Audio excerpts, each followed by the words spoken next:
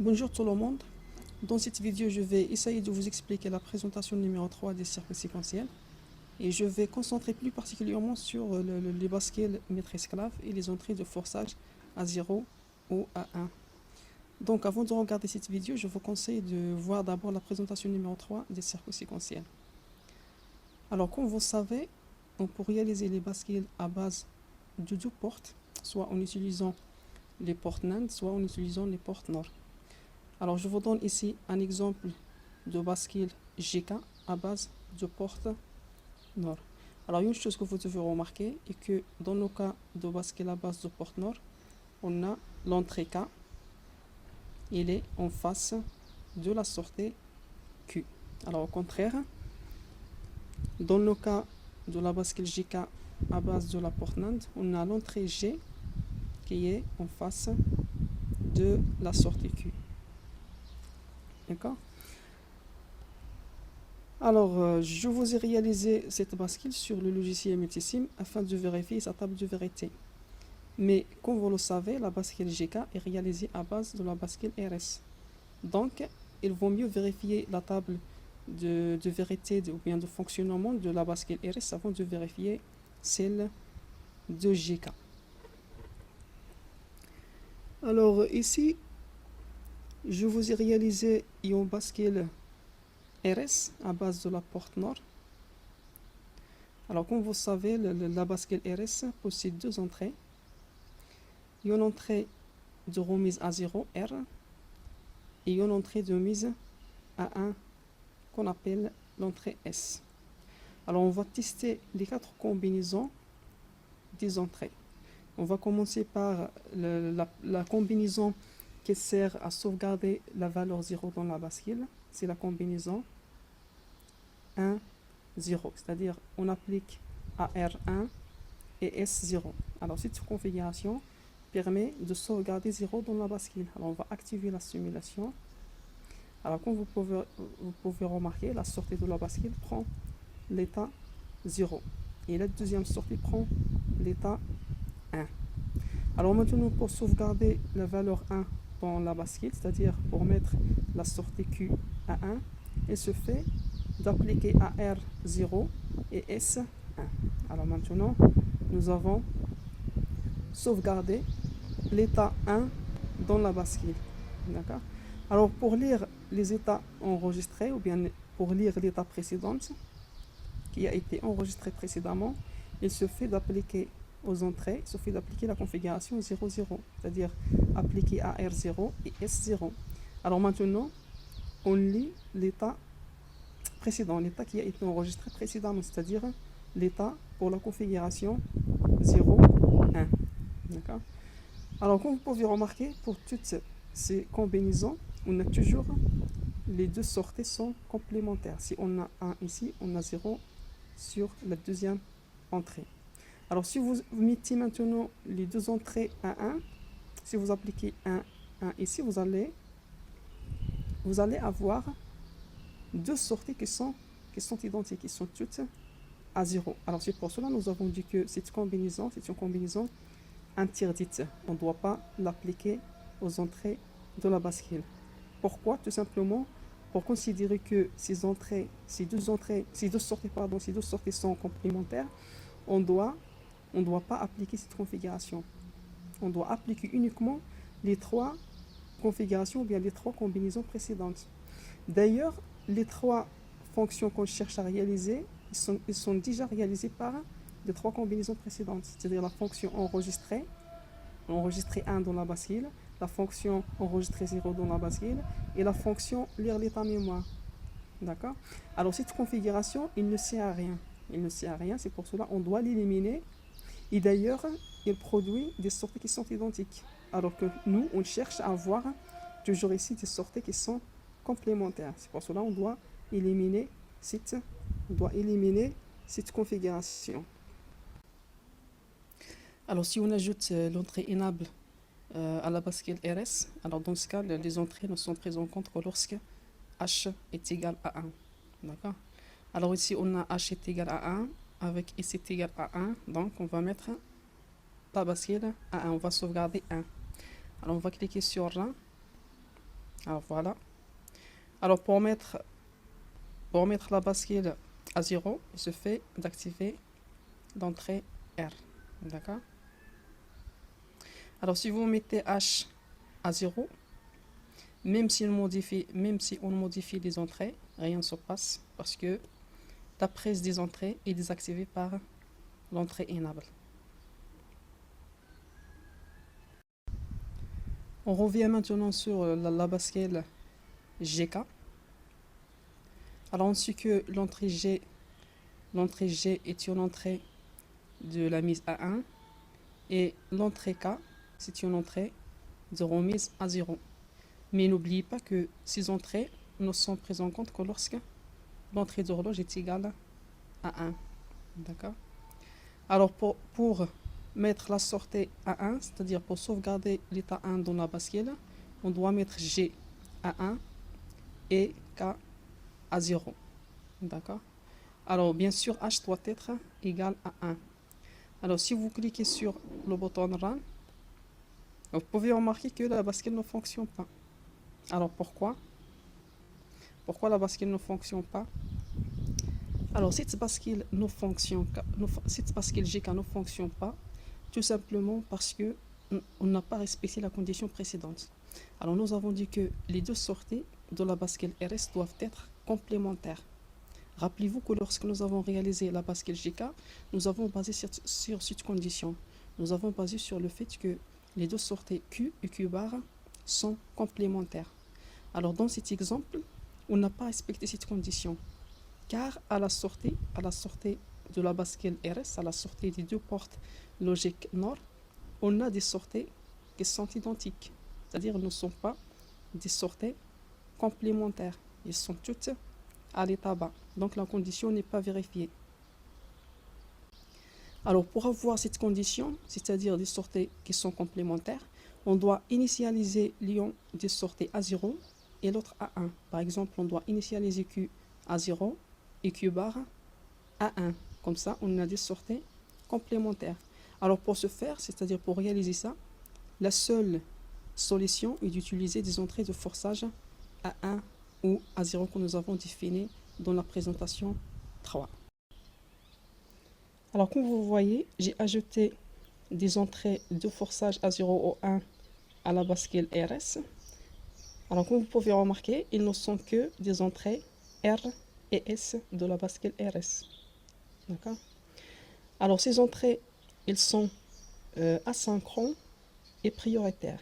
Ils sont asynchrones parce qu'ils ne dépendent pas du signal d'horloge. Alors même si le signal d'horloge est égal à 0, je peux modifier la sortie. Vous voyez, je peux modifier la sortie même si le signal d'horloge est égal à 0. C'est pour cela qu'on les appelle des entrées asynchrones. Ils sont aussi prioritaires sur les autres entrées. Ils sont prioritaires sur l'entrée K et G. Ils ne dépendent pas des entrées G et K.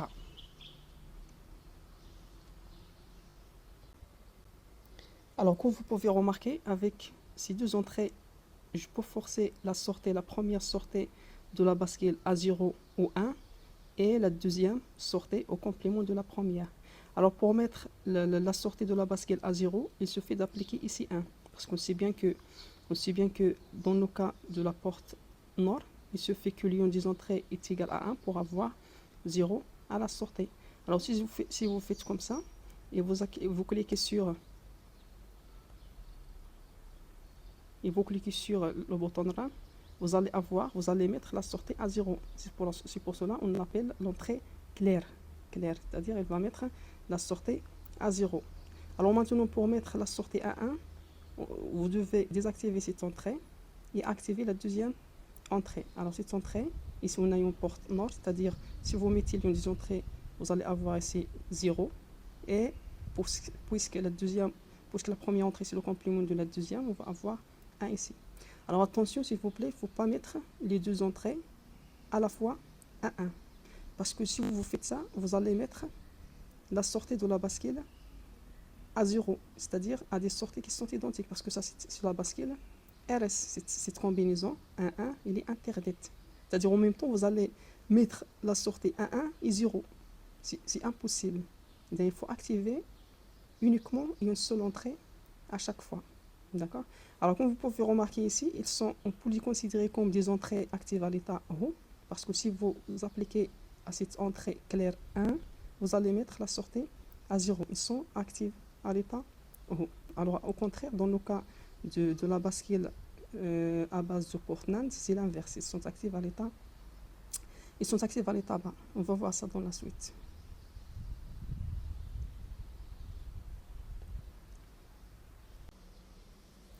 Alors maintenant que nous avons ajouté des entrées de forçage à 0 ou bien à 1, on peut initialiser notre bascule à un état qui respecte ou bien qui vérifie la condition des sorties complémentaires. Alors par exemple, on va initialiser la bascule à 0 sur la sortie Q et 1 sur la sortie Q bar. Alors pour ce faire, il se fait d'activer l'état clear. L'entrée claire. Alors l'entrée claire, il faut activer bien sûr la simulation. Alors voilà, nous avons initialisé notre bascule à un état qui respecte la condition des sorties complémentaires. On a ici 0, ici 1. Alors maintenant, on doit mettre ces entrées à 0. Et une fois que vous initialisez la bascule, vous devez mettre ces entrées à 0. D'accord? Alors maintenant, on peut vérifier la table de vérité de notre bascule. Alors on va commencer par la première combinaison, c'est le cas où h est égal à 0 et n'importe quelle valeur de g et k. D'accord? Alors ici, on a toujours l'état mémoire. Alors même si je modifie les valeurs de g et k, on a toujours l'état mémoire. C'est-à-dire ces entrées ne sont pas prises en compte parce qu'elles sont désactivées par l'entrée enable. Alors maintenant, on passe à la deuxième combinaison. D'accord? La deuxième combinaison, c'est lorsque h est égal à 1 et g et k sont égales à 1. On a toujours l'état mémoire, comme vous pouvez remarquer. On n'a pas la modification de la sortie. C'est toujours l'état qui a été enregistré précédemment. Alors on passe maintenant à la troisième.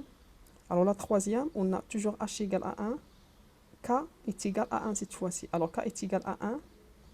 Alors comme vous pouvez remarquer, on a Q est égal à 0. Q est égal à 0.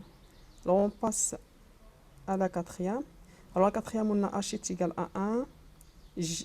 K est égal à 0. Et G est égal à 1.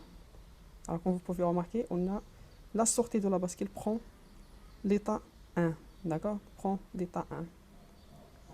Alors maintenant, pour la dernière combinaison, alors on a 1, 1, 1. On va appliquer AK1. Alors, comme vous pouvez remarquer, la sortie de la bascule n'est pas stable. Alors, pourquoi il n'est pas stable? Alors, en fait, cette instabilité est causée par la rétroaction, c'est-à-dire le bouclage des sorties sur les entrées. À cause de ce bouclage, toute modification des sorties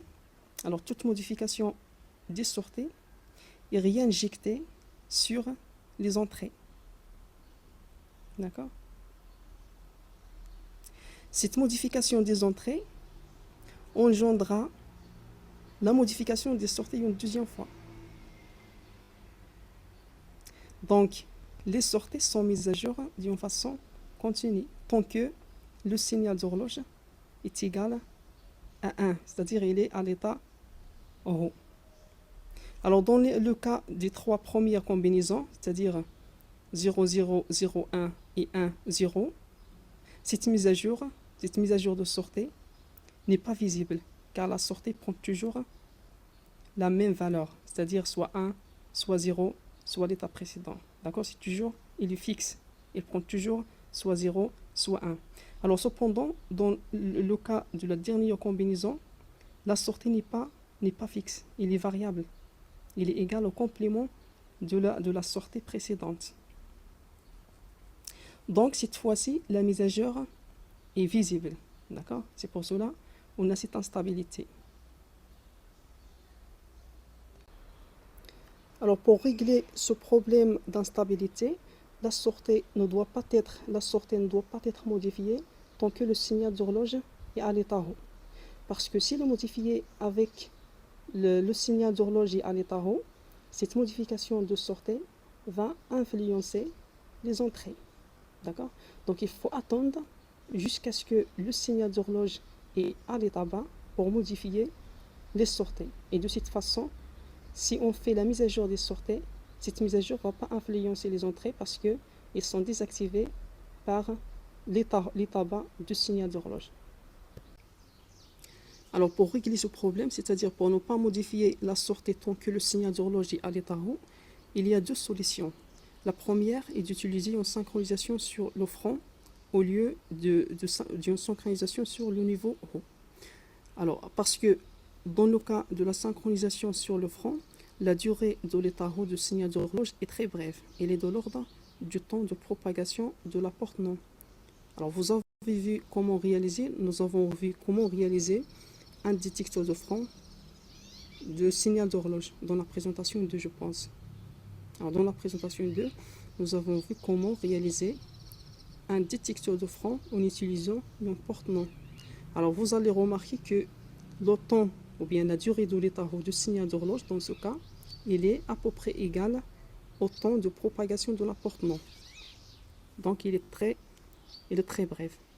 Alors, puisque le temps de propagation de la bascule est supérieur à ce temps, c'est-à-dire au temps de propagation de non, alors puisque le temps de propagation de la bascule est supérieur à la durée de l'état haut du signal d'horloge, alors dans ce cas, le signal d'horloge est retourné à l'état bas avant que la réponse de la bascule soit fournie, c'est-à-dire avant que la sortie soit modifiée.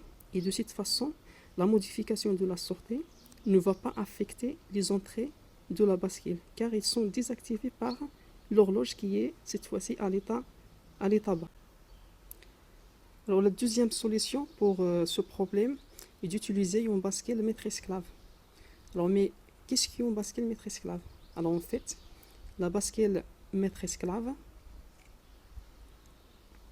est la mise en cascade de deux bascules RS. Voilà la première bascule RS. Et voilà la deuxième. D'accord? Alors, cette première bascule s'appelle le maître et la deuxième bascule s'appelle l'esclave. D'accord? Alors, remarquez que l'horloge de la deuxième, voilà l'horloge de la deuxième, c'est le complément de l'horloge de la première. Donc, si cette bascule ou bien si le maître est active, la deuxième bascule ou bien l'esclave est désactivée. D'accord? Alors remarquez aussi que le bouclage cette fois-ci est entre la sortie ou bien les sorties de la deuxième bascule et les entrées de la première bascule. Alors l'idée de cette bascule maître-esclave est de pouvoir utiliser une synchronisation sur deux niveaux pour ne pas modifier les sorties pendant l'acquisition des entrées. Alors le niveau haut pour acquérir les entrées, c'est-à-dire pour acquérir les entrées, et le niveau bas pour modifier les sorties. Alors pendant le niveau haut, les entrées sont prises par la première bascule, mais ces sorties ne peuvent pas être transmises à la sortie de la deuxième bascule car elle est désactivée. Pendant le niveau bas, la deuxième bascule devient active, ce qui permet de faire la mise à jour des sorties, mais cette mise à jour ne va pas influencer les entrées, car elles sont désactivées par l'horloge qui est à l'état bas. Et de cette façon, la modification des sorties et la prise des entrées n'est pas effectuée en même temps. Alors je vais essayer de vous expliquer ce principe de fonctionnement par simulation. Alors la première chose, il faut initialiser la bascule à un état qui respecte la condition ou bien la condition des sorties complémentaires. D'accord? Alors ici, pour cela, pour initialiser la bascule, on va utiliser les entrées de forçage. Alors une chose que vous devez remarquer cette fois-ci, que ces entrées sont actives à l'état bas parce que on a une porte NAND ici. Alors quand est-ce que la sortie de la porte NAND est égale à 1? C'est lorsque l'ion des entrées est égal à 0. D'accord? Alors donc je vais essayer d'initialiser la bascule à 0 par exemple. C'est-à-dire je vais utiliser l'entrée claire. Alors je vais mettre l'entrée claire à 0. D'accord? Alors je vais cliquer sur la simulation et voilà, vous avez maintenant l'état 0. La première sortie est égale à 0 et la deuxième est égale à 1.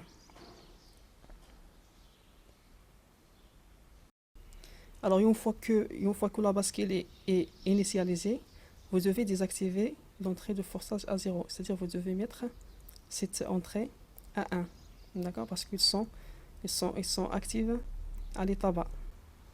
Alors maintenant, pour vérifier le fonctionnement de la bascule, alors on va appliquer ici 1, 1, 1, 1. Alors comme vous pouvez remarquer, même si on applique cette configuration 1, 1, la sortie de la bascule reste toujours stable. Alors pourquoi elle est stable? Parce que tout simplement, cette fois-ci, la mise à jour des sorties et la prise des entrées ne sont pas effectuées en même temps.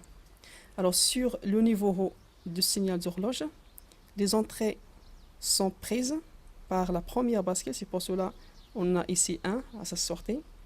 Mais cette sortie de la première bascule n'est pas transmise à la sortie finale de la bascule parce que la deuxième bascule est désactivée par le signal d'horloge. On a ici 1 et ici un inverseur, c'est-à-dire cette bascule elle est désactivée. Alors pour transmettre l'état de la sortie de la première bascule vers la sortie finale, on doit mettre le signal d'horloge à 0. Voilà. Alors cette fois-ci, lorsqu'on met le signal d'horloge à 0, on active la deuxième bascule, ce qui permet de faire la mise à jour de la sortie. Mais cette mise à jour de la sortie ne va pas influencer les entrées, parce que cette fois-ci, ils sont désactivés, parce que cette bascule, c'est la première bascule, le mètre, il est désactivé par le signal d'horloge. D'accord? Alors les entrées ne sont prises en compte que lorsque le niveau suivant. Alors si vous mettez le signal d'horloge à 1, vous allez avoir la mise à jour de la sortie de la première bascule. Mais cette sortie n'est pas transmise directement à la sortie finale. Pour transmettre cette sortie, on doit mettre le signal d'horloge à 0. Et de cette façon, cette deuxième bascule devient active, ce qui permet de faire la mise à jour de la sortie. Mais comme j'ai dit, cette mise à jour ne va pas influencer les entrées parce que cette fois-ci, elles sont désactivées par le signal d'horloge. D'accord? Alors c'est ça le principe de fonctionnement de la bascule